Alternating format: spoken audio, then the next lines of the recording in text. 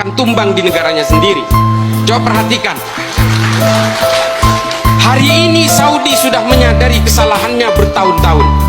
Pangeran Muhammad bin Salman mengubah undang-undang negaranya yang berbasis undang-undang agama yang dulu dibanggakan sebagai ajaran paling murni katanya. Hari ini semuanya dirubah.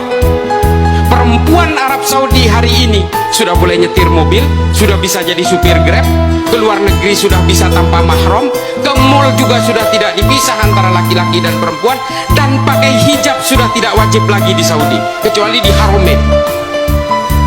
Apakah dia mengubah hukum agama? Tidak, dia mengubah tafsir-tafsir agamanya. Ini dikatakan oleh Muhammad bin Salman di dalam salah satu saluran TV namanya Frontline.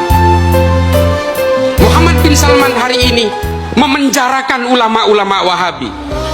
Ini loh, hari ini betul-betul menjadi kebingungan orang-orang Salafi Wahabi di Indonesia. Mereka ingin menjadikan Indonesia seperti Saudi zaman dulu. Saudi ingin berubah seperti Indonesia hari ini.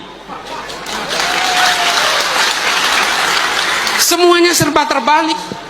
Dan inilah ideologi. Bapak Ibu sekalian, agama itu bukan ideologi, tapi tafsirnya ideologis. Harus kita akui itu. Mufassir membuat produk-produk tafsir sesuai zamannya, sesuai situasi yang dihadapinya. Kalau mufassir itu hidup pada zaman keterpurukan politik, maka produk tafsirnya tentang keberdayaan politik. Contohnya, Ibnu Taimiyah membuat ajaran al-wala wal bara karena Ibnu Taimiyah hidup pada zaman keterpurukan politik Islam. Setelah Bani Abbasiyah diserbu bangsa Mongol lalu runtuh pada tahun 1258, disitulah Ibnu Taimiyah hidup. Dan kemudian masa perang salib, ketika orang-orang Eropa berusaha menguasai Yerusalem dan melakukan peperangan dalam perjalanannya menuju Yerusalem di tanah Arab.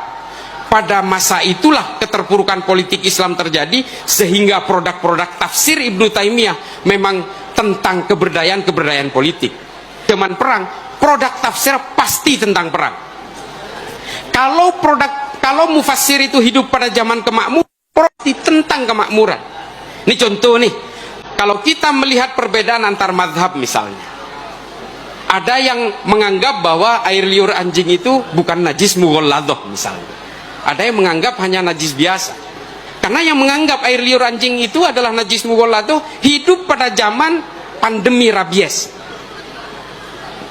Dan orang yang meringankan, mazhab ulama-ulama yang meringankan air liur anjing itu adalah ketika masa pandemi itu sudah selesai. Lalu kemudian produk-produk tafsirnya terpengaruh oleh situasi, oleh ahli tafsir itu. Nah, Arab Saudi hari ini menyadari kesalahan itu. Lalu kemudian dia ubah semua. Muhammad bin Salman, Pangeran Muhammad bin Salman dalam wawancaranya dengan New York Times, dia mengatakan bahwa kalau Saudi hidup dengan ajaran-ajaran Muhammad bin Abdul Wahab, maka Saudi akan menjadi negara paling terbelakang di dunia. Dan kemudian dia menyadari, lalu dia ubah semua tafsir-tafsirnya. Dan dia dalam waktu dekat akan menghalalkan bank. Yang ada di Indonesia hari ini, kelompok Salafi Wahabi selalu mengatakan ajarannya yang paling orisinil, paling otentik dengan ajaran Nabi. Nabi tidak pernah mengkafir-kafirkan saudara seimannya, tapi dia dengan gampangnya mengkafirkan saudara seiman. Lalu dia mengaku bahwa itu adalah ajaran yang paling orisinil. Logikanya di mana? Nabi ketika hijrah ke Madinah, dia mendamaikan orang yang sedang berkonflik. Suku Aus dan Khazraj yang sudah berkonflik selama puluhan tahun oleh Nabi didamaikan. Orang-orang Kristen dan orang Yahudi yang sebelumnya berkonflik untuk berebut pemungut pajak bagi kerajaan Persia, lalu kemudian oleh Nabi didamaikan.